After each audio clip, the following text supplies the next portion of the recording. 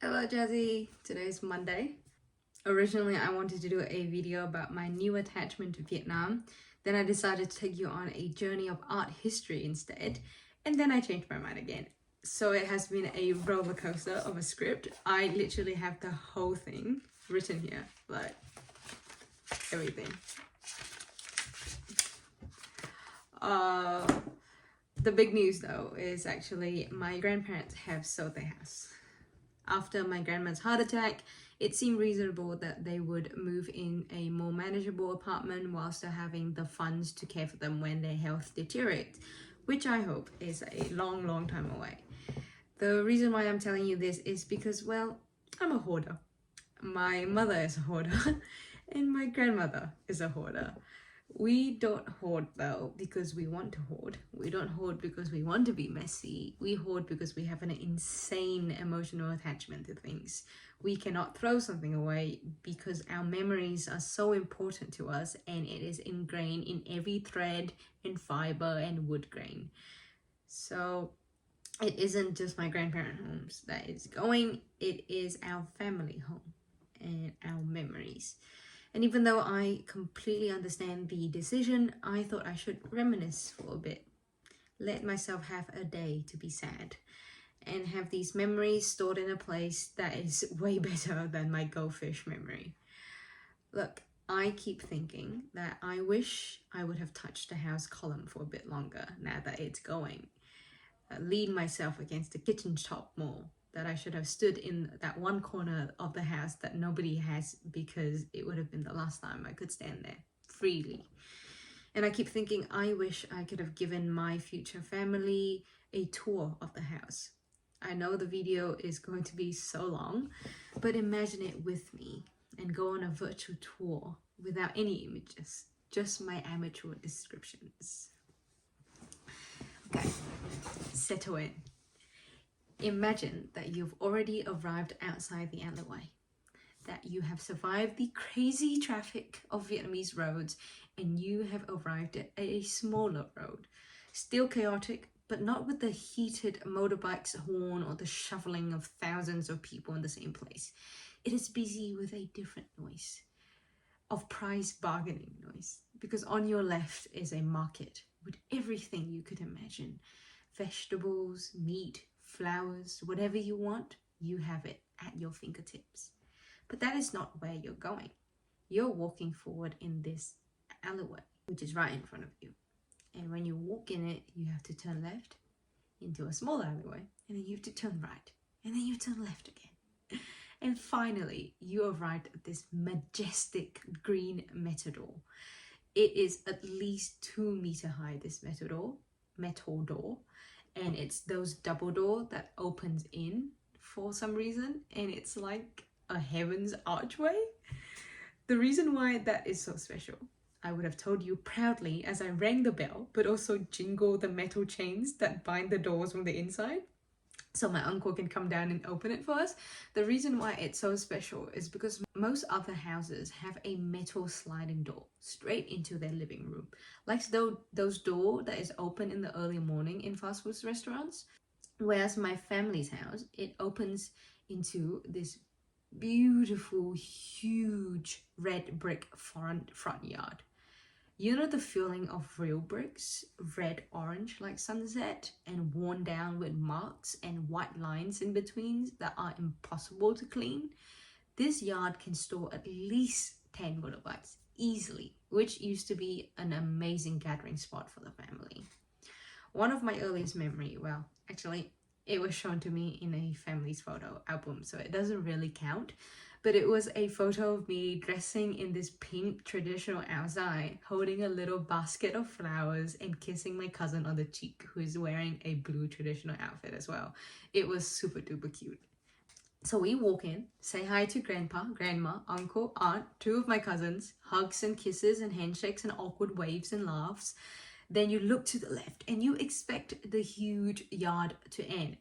No, it doesn't. It continues with a moderate garden of grapefruits. It's raised to like 2 platforms and the 3 or 4 trees are hanging down with the weight of the grapefruits. Their leaves are huge and verdant, and sometimes birds are chirping on it. Oh, the memories. Oh, by the way, did I forget to mention, we have palm tree behind you. Like a solid 10-meter, very tall palm tree. On the right, more plants, a small pond, a full rainforest, if you will. I remembered our parents would leave us with the grandparents during summer holiday to go to work. And sometimes our grandparents would have to go to a market or piano lesson or whatever. And they would leave the two of us, me and my oldest cousin, Shrimp, outside in the yard and lock all the doors. Because it's dangerous to leave the kids inside the house. They might burn it. But leaving them in the open yard, it's much safer. Anyway, we would entertain each other, Shrimp and me. We would run around and do all kind of stuff, and then I would need to pee. But we can't access the house, so I would have to do it in the yard. And I just have this vivid memory of Shrimp going, like, arms out, looking out, and saying, like, do it, older sister, I'm protecting you, I'm looking, nobody's watching, it's okay. He was like the sweetest kid as a child, just the sweetest. And then when we used to roller skate together, our gears would be stored all the way upstairs in the second level. And I would be way too lazy to climb the stairs to get it. And Shrimp would run all the way upstairs to get my gears and run all the way down. And then because it was way too small to take both of my gears and his gears, he would run all the way up again and then take his gears and run down. And through all of that, he would still ask me if I needed anything else from upstairs, like a glass of water or something. Oh, so that's two of my very favorite memories. Back to the house. So in front of us is this 2-level house, and also with huge brick-like column holding the 2 floors together. And on the column are vines snaking all the way up, and with these beautiful blooming pink and purple flowers. Now, before you get all bored with me, we're going to head inside. The second floor goes out a bit, so the door to the kitchen, which is the main door, unless there's guests, then it's the door at the front of the living room. But the door to the kitchen is actually a bit inside. Nothing special about the kitchen. It's small, quaint, not dirty, but super messy. And it's always smelling like it's cooking. There's always the smell of homemade Vietnamese food. Next to it is the bathroom, and a platform down on the left is the dining room. By the way, all of these doors are like 170 centimeter at best, so most of my family members are bending down to fit through. A favorite memory of mine in the dining room is with my second oldest cousin, Fan, and me. So he visited us from Germany, and the two of us would watch 101 Dalmatian all the time. Most of the evening, the program would play on TV at the certain time, and it was always 101 Dalmatians at the time that we would always sit in our grandparents' bedroom to watch it. This led to our summer's obsession. We even named the first dog Lucky. That is how much we loved it. But during dinner time, we were very picky eaters, and the only way grandma could feed these 2 rambunctious toddlers is to let them run around the house. So she would spoon feed us a bit of rice and meat and vegetables, whatever. And then after a mouthful of food, we would run around the house on all 4s like dogs, barking at each other. And then we would come back for another bite. It went on for like hours until the dinner was finished. Back to the house, through the dining room is my grandfather's study room. There's a desk with so many books that I don't think anybody has ever used it unless it's to put more books on it or to use the laptop that sat on it. There's also a built-in floor-length bookshelves full of books and made out of beautiful dark mahogany wood. And there's a massage chair that my grandpa would sit on in every evening. And oh, it does wonders for your back and neck. Oh, favorite memory? You're gonna love this one. Pooping in front of the mirror. You would think that this embarrassing story wouldn't make it here, but it unfortunately does. I was heavily constipated as a child. No shame there. Kids, eat your vegetables. It was a very stressful time, and I have this cute little baby potty in pink. I don't know how it happened, but all I know is at some point after dinner, I ended up on the pink potty, facing this nearly floor-length mirror in my grandparents' study room and pushing the shit out of my shit. My mother is singing a cheerleader song. No, it's not a customized song for pooping. It might have helped, but it was like, let's go, try harder kind of song. And I remember looking around, seeing my German uncle who's visiting with his family, poking his head through the dining room's door. My cousins were looking, my grandparents, my mother. Everyone was surrounding me, doing my extremely private business. You wouldn't be surprised if that scarred the hell out of everyone, let alone me. Before you ask, I do not remember if I shit.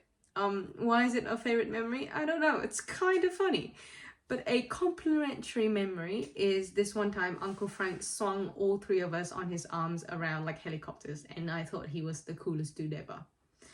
Anyway, the study room is connected to my grandparents' bedroom, where I spent countless of hours cuddling, and connected through an open arch to the living room. Now, like any Asian household, this is the fancy area. There's obviously the vintage cupboard with all the forbidden china cups and plates that we're not allowed to touch unless it's a special occasion. There's the beautiful engraved wood sofa. And finally, the magnificent shining piano where my grandmother would give us her soulful performance. Each one of us has learned how to play the piano on that piano. None of us have continued through, but the memories stayed. On level 2, the rooms are shaped like an L shape at the back because a large portion at the front is another cement tile patio. It's quite modern in its design because there's so much free outdoor space for you to hang at. A beautiful place to gather at. Upstairs, there's the living room, my uncle and auntie's bedroom, and then my little cousin's bedroom, and also with and the mantle was now moved to the living room.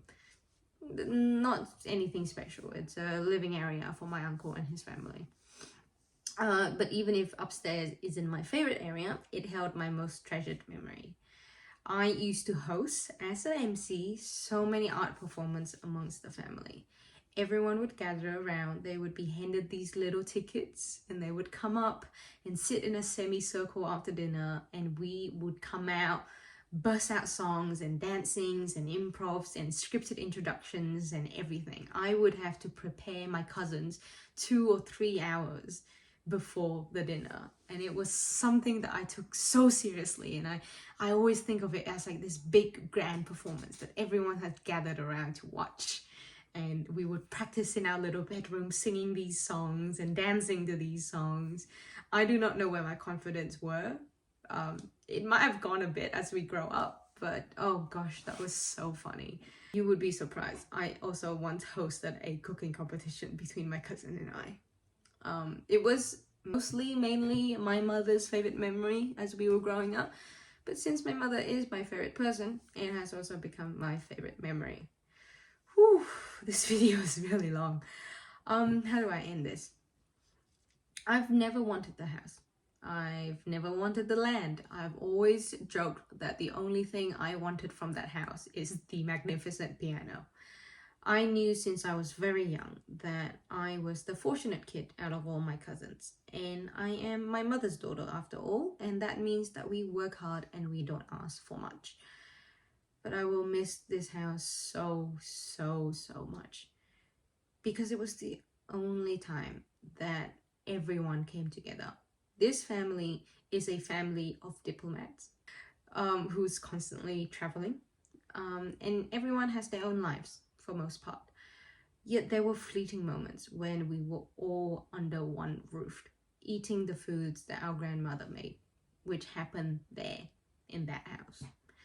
And even the family members that, I'm gonna be honest with you, I have met maybe twice or thrice my entire life, have stepped foot in that house, which made us connected through something.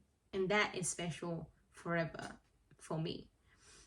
Anyway, I know this isn't exactly what you expect for a video, but I hope it makes you remember your family and the grand old time you have by the river, fishing or swimming with your grandparents or something. Jazzy, I will see you on Friday.